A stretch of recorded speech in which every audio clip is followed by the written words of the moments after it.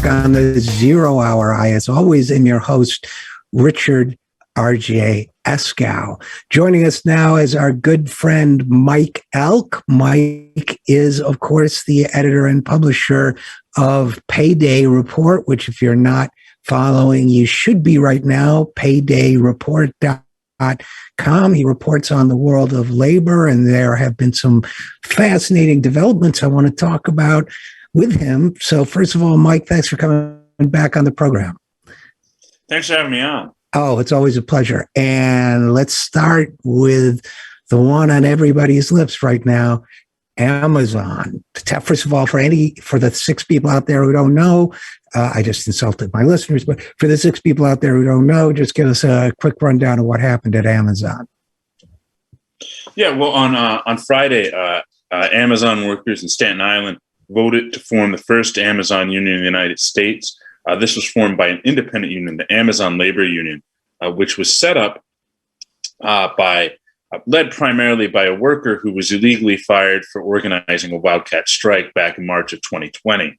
So we're starting to see the ripples of the big strike wave starting to really come and affect workplace organizing in a new way. This was done without the support of a major union. This was done on a budget of $120,000, a lot of volunteer work, a lot of activists. This was led by rank and file workers, but also a lot of activists in New York City went and got jobs in this warehouse to help with the organizing. That was also another element of it. It's when an activist goes and gets a job to help union organize, we call that salting in the labor movement.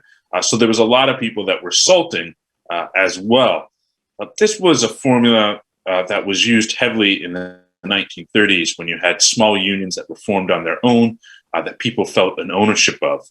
A big issue that occurs in union organizing is you can third party the union. You can make the union seem like an outside bureaucracy, right, like an insurance agency that comes in.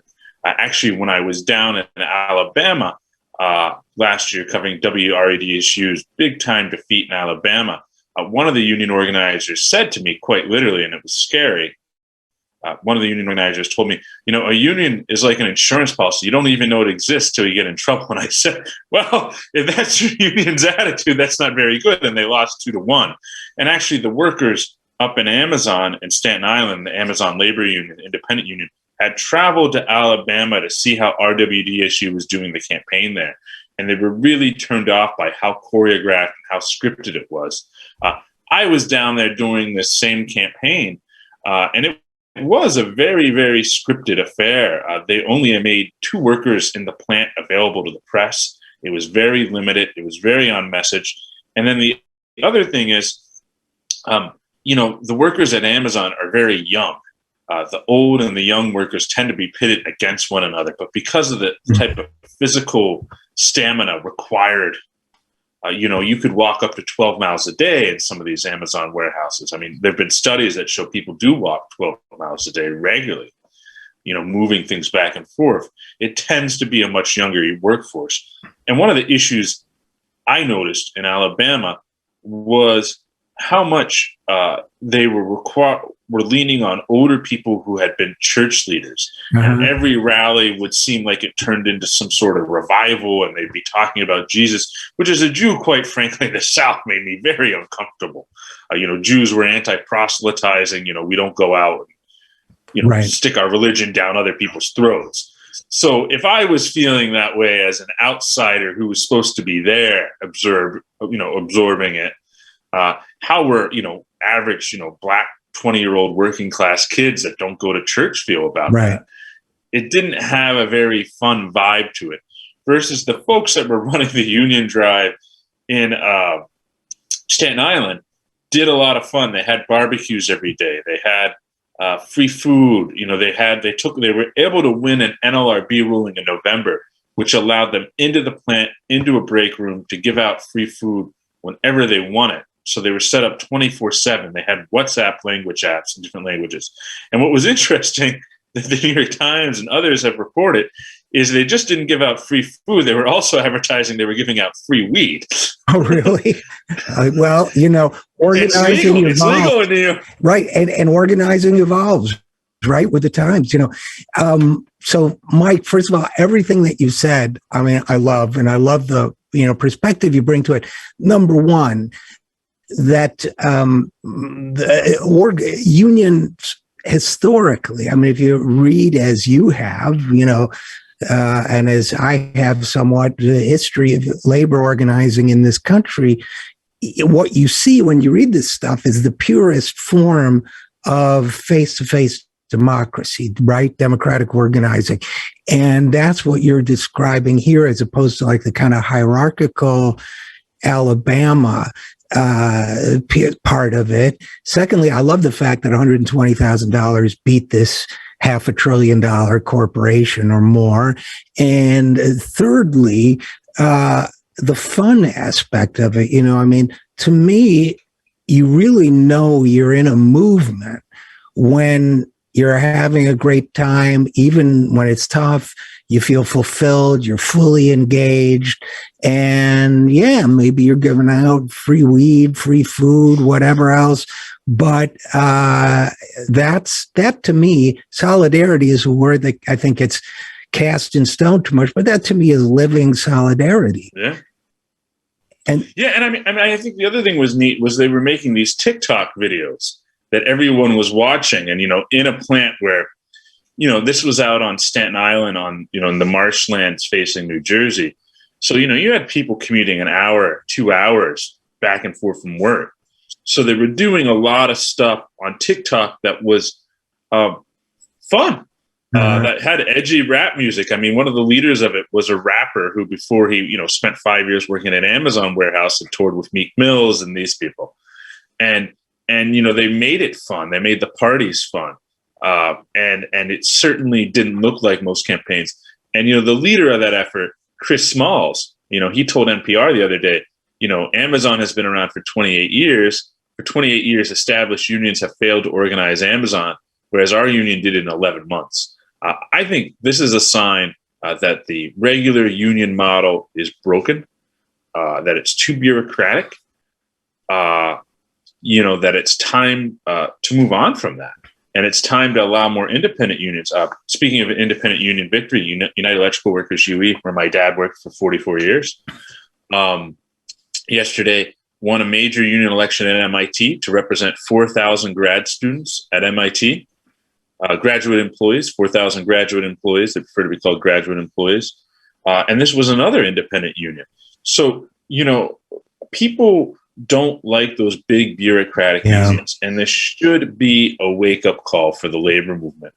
There's that sort of saying on Twitter, tired versus wired. Right. I think the tired view was Sarah Nelson should take over the AFL-CIO. I think the new wired view is let's just leave the AFL-CIO, because I don't think people realize that the AFL-CIO has very strict rules on which unions can organize in which types of workplaces. And there's a little bit of overlap here and there, but it can lead to all kind of beefs and to actually really ugly infighting. And I think we need to do away with that system. I think we need to be encouraging more independent unions. Watching the Amazon union drive, I was thinking about the Volkswagen union elections, which I've covered, which have been sad affairs. Over the last decade, there was 2 different major elections at Volkswagen and Chattanooga. First time they lost by about 42 votes. Second time they lost by about 23 votes. And each of those times, the corruption of the UAW, which saw its top officers go to jail for embezzlement, was used against it. And then, I lived in Chattanooga. I've spent years of my life covering the union efforts there in Chattanooga. And a lot of workers there had said, what if we had formed our own union? We would have done better. And I think looking at what happened in Amazon, it does raise that question. We've seen all these big union losses in the South. How many of them could have been prevented with a union approach that was more localized to that region? Because certainly, and this is what, the organizers at Amazon that went down to visit Alabama said, is that the folks they were bringing in, they were from New York City, they were from other places, They felt like outsiders. And that's tough in a place like the South. I mean, I hate to say it. The Southerners are not very nice to outsiders. I say this as a Northern Jew who lived in the South. I know people get offended by saying that, but that's the reality of a white supremacist culture like you have in the South. Well, sure. I mean, sure. And again, we're talking with Mike Elk of PaydayReport.com. And you know what? I mean, it may be pronounced more pronounced in the South, but the fact is every area is kind of, people are more inclined to people that are familiar to them, that are from their community. And if somebody gets flown in from a different part of the country, it's not going to come across as well as if, hey, I'm your neighbor and we're doing this thing and we want you to be a part of it. And here's why you should be a part of it. I mean, right. That's human nature, but it feels to me like, I was thinking about, not to make everything about politics, but a little bit about like some of these primary challenges where, an AOC type beats a Joe Crowley type because they're bringing a different, more energetic, more spontaneous, locally based thing to it. They're not part of a big establishment structure. And I think maybe I think you're right, Mike. I think there's a huge lesson in that. We're going to talk about labor today, but not just for labor, but for mass movements in general. Yeah, I think so too. I think there's a big lesson there about the types of organizations we need to build. And I think it also gives confidence to people to take a DIY approach to building their own organizations. I mean, organizing can be complicated, but at the same time, it's human relations. And people know how to build community. People know how to do these things. I mean, there's some complicated things when you get into issues of labor law and health insurance policies where you might need a technical expert, right, to deal with those sort of issues. But that's easy. And I think, what this has really brought up, as well as the Starbucks campaign. The Starbucks campaign does have some big union backing, but it didn't spread that quickly with union backing, mainly because these are smaller stores, a lot of college-educated workers who don't see it, very different dynamics in a place like Amazon. But it was able to spread so quickly. We've now seen over 170 stores unionize because workers were able to take ownership of it. It felt authentic, even though it did have some major union backing. From what I've understood, the unions certainly haven't been sending out organizers all over the place to organize these little Starbucks stores. They've been self-directed. And so I think both of these movements that we've seen in 1 3-month period, after 2 years of gigantic strikes, after 2 years of workers seeing unions out in action, seeing unions out saving lives. Yeah. Saving lives. Let's not lie about what these strikes were doing often. Saving lives, getting people raises, fighting back against racial injustice, some of these strikes, a lot of these strikes. After 2 years of that, and I remember, and I want to point this out because Project Censored has recognized our work on this. After 2 years of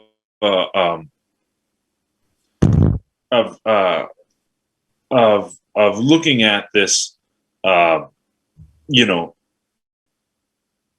strike wave, we're now seeing a big organizing wave. And so what's going to happen next? I mean, because nobody, up until 3 months ago, we didn't see, Starbucks happening. We didn't see Amazon happening.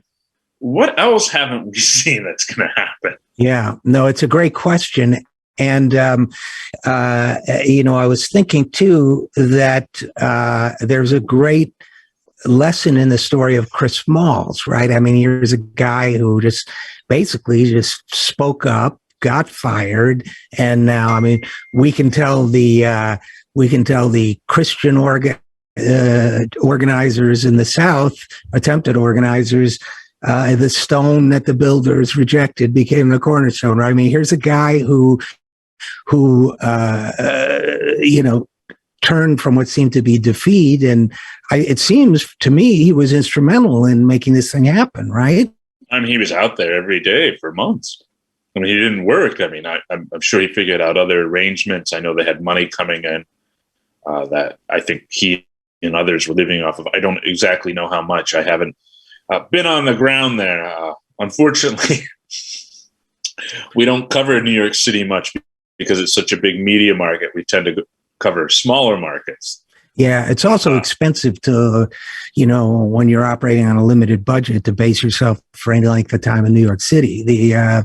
But you know what else this makes me think of, Mike, is the Amazon situation, and to a certain extent, the Starbucks situation is the teachers' strikes of 2017, the red state, where really the teachers did it for them. My impression, correct me if I'm wrong, but my impression is the teachers did it for themselves to begin with, and then the unions stepped in and offered assistance. But it seems to me this was, especially when it began in West Virginia, largely a self-organized thing. Am I right about that? You're certainly right about that. It was largely a self-organized thing, and it's something that it's largely a self-organized thing. And it's something that I keep thinking about is those teacher strikes. I was out there in West Virginia on the first day of the teacher strike. And this will give you a sense of how interesting it was. I was out there in Wheeling. It's a little bit north of Troy, your producer's hometown, in Moundsville. Right. Wheeling, West Virginia there. And I was out there. And I remember telling The Guardian, who I was freelancing for at the time, this story, this West Virginia teacher strike, it's going to be a big deal, right? Uh-huh. And I remember the Guardian was saying, "Wow, we don't know." And eventually I said, "Well, Wheeling, West Virginia is an hour from Pittsburgh. I'll drive there, drive back, and I won't even expense the gas." Uh-huh. And they finally said, "Okay." And then when it winded up being this big viral sensation on social media that day, they were so happy that we beat the Times by 5 hours on getting a story out. Did they step up to your gas bill to pay for your gasoline? No, I don't. I'm sorry, it doesn't matter, but we were doing quite well at the time. Payday. I mean, thing about running a crowdfunded publication is it's kind of feast or famine. Right. If you have a real big strike going on or a bunch of organizing drives, you can bring in a ton of money, and then to do the sort of day-to-day, this is what's happening around the country roundups, you don't quite bring in as much money then. Although your strike tracker has become the go-to place for a lot of media outlets, even when there aren't dramatic things happening. So I want to encourage. Well, speaking of big media outlets, because we've been working with the Washington Post. Uh-huh. It was interesting. We've been working a lot with Greg Jaffe, and I've been collaborating with him and talking to him. Last year he was a Pulitzer finalist. He had previously been in Afghanistan and overseas covering the military a bunch for the Post. He was covering this. And then if you look at who they had covering this at the New York Times, it was Jodi Kantor, who did the Harvey Weinstein Me Too, who also was just coming off a Pulitzer. So to see two major papers with front page articles by recent marquee Pulitzer winners, I'm not talking just the labor reporter, I'm talking the big guns, I think is also a sign of how the media is shifting. And, and the media often is a reflection in some ways of the people reading it. And you can say, publications like the New York Times and Washington Post have more elite readerships, but those elite readerships are very interested in what's happening at Amazon. And certainly what happened yesterday with Biden was interesting. I wanted to bring that up. So let's explain again. We record on Thursdays, but how did Biden step into this story? Well, so Joe Biden went to the National Building Trades Conference in D.C., which is a huge kind of rip-roaring crowd of, several thousand union construction workers from all over the country. And he gave a speech, and he was talking about how the standard sort of stump speech, unions shouldn't be interfered with during elections. It was very boring. And then he paused and he said, "By the way, Amazon, we're coming." And the crowd of a couple thousand construction workers just started hooting and hollering, to come off a big win like that. And then have the president say, "Watch out," to the biggest corporation in America. And he kept saying, watch, watch, directed at Amazon. And that's a big shift. And it's especially interesting because Biden's first term communications director was Jay Carney, who later became the White House press secretary. And Carney was in a series of email chains where they were attempting to depict Chris Smalls and make him the face of the campaign, to paint him as a not articulate, not smart, ghetto black guy. Because Jay Carney is with Amazon now, right? So Jay Carney is with Amazon now. And so to see the president of the United States stand in front of a crowd of several thousand construction workers and say, hey, Amazon, we're coming for you. Yeah, it struck me too, Mike, his use of the word we, Amazon, here we come. It's like all of a sudden, like they always say, you got to lead leaders, right? Leaders don't really lead.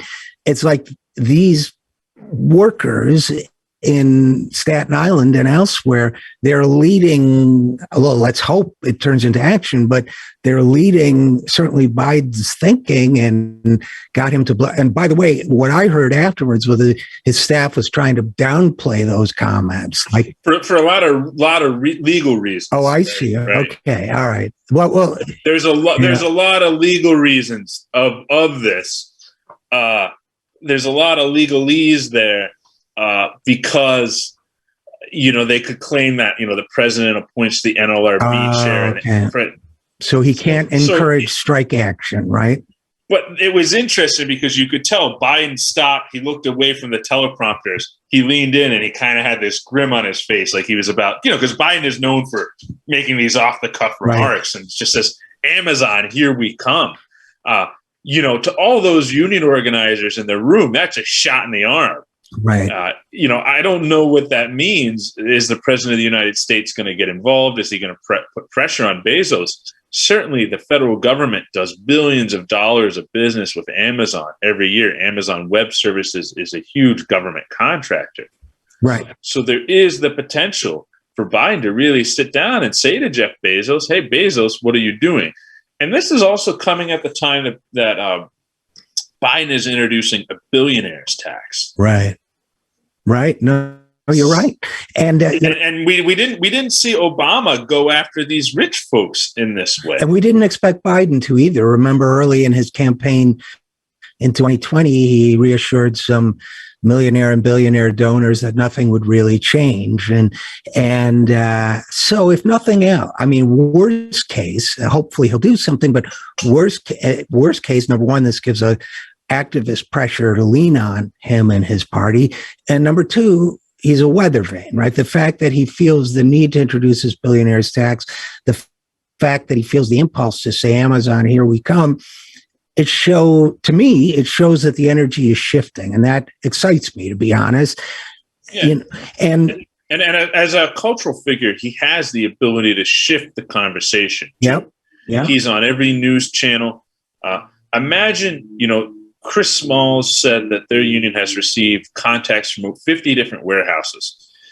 Imagine you're a worker thinking about, man, maybe we could get a union going, and you watch a tape of Biden doing that. And, the president of the United States is behind you. Yeah. The president is on your team. However weak that might seem, no matter what barriers are there. And let's be honest, Starbucks is fighting very, very dirty. Tell us about that a little bit. Starbucks has repeatedly gone after union organizers who've been profiled in high-profile media events. They fired people repeatedly. They fired someone who the NLRB is currently investigating.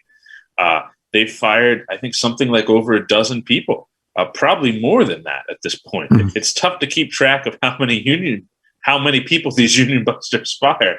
God, that's dark, but it's true. They fire a lot of people.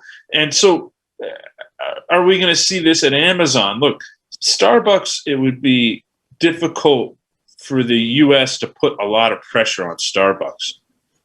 They're not a big government contractor, right, or anything like that. So they might have some minor concessions in some government buildings, right?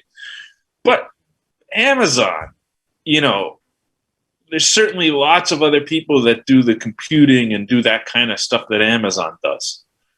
It's not like it's skilled crane operators, that there's only a few guys in town, right? Right. Right. Yeah. So they can fire people and count on turnover. Mike, there's something else I wanted to talk to you about, which is, and you mentioned it earlier, which is the way that, you've been covering this strike wave for well over a year now, maybe 2 years. I'm not sure. Tracking better than anybody else. All the strikes and actions going on around the country, well over 1,000. I don't know if it's 2,000. There have been 1,850 strikes since the beginning of the pandemic 2 years ago. So, okay, there you go. And you've talked about how the strike wave, the impression I got kind of gave momentum to the success at Amazon. Is that true? Oh, yeah. I mean, if you look at how the union drive was started, right? Chris Smalls led a wildcat strike there of about 50, 60 people in March of 2020. And that created a lot of publicity, a lot of energy. He got a lot of contacts. He was able to raise some money to be able to self-subsist for a while, to be able to keep organizing. So that was a big, big change and a big shift. So, and I think certainly seeing unions out on strike, seeing the Striketober language has certainly had a big effect. And, one last issue, I know you're going to have to go pretty soon, Mike, but one last issue that I want to make sure we touch on before you go, which is you've talked about, in 2020, you wrote a piece, how Black and brown workers are redefining strikes in the digital COVID age. We're also, routinely seeing now, at least once or twice a year, economic research organizations are publishing studies of how unionization has been the greatest force reducing racial disparities in income and that kind of thing. So really, there is a strong racial justice dimension to this fight, isn't there? It's a very strong racial justice dimension to this fight. I mean, this was a primarily black and brown workforce at Amazon. Its leaders were primarily Black and brown. I think Black Lives Matter and other things like that have led to a big conversation about respect. Unions are ultimately about respect, which is why African Americans support unionization at twice the rate of white Americans, because of those respect issues. And I think too often, and it really upsets me, you get on some of these, particularly white guys that do this shit, sorry, did I break the FCC rules there? Hey, don't worry about it, Troy, we'll get it. Just a little note for Troy to, Sorry. That's okay. Go ahead. A lot of white guys do this BS where they say, unions bring people together and the race issues are too divisive. This is rooted in a very white normative frame. Look, Martin Luther King and other people said, that their goal of the civil rights movement was to bring the working class together, that race was the issue dividing the working class. So if you don't tackle these race issues, and you have to tackle them first, look, I believe race is the original sin of America.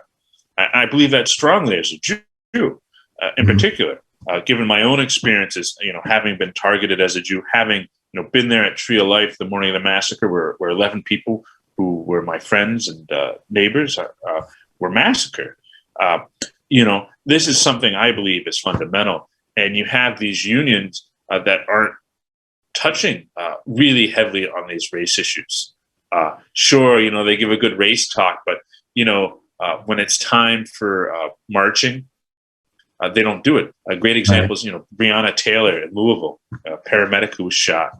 I guess she had just started as a paramedic, and State Rep Attica Scott, who's actually running for Congress, had been an organizer with Jobs with Justice, and State Rep Attica Scott called out, the local Teamsters union where she was a member, for not getting involved. And the Teamsters later shot back and said, well, she was in the probationary period, so she wasn't a member yet. Yeah, that's... Sorry, it's laughing to keep from crying in this instance. Right.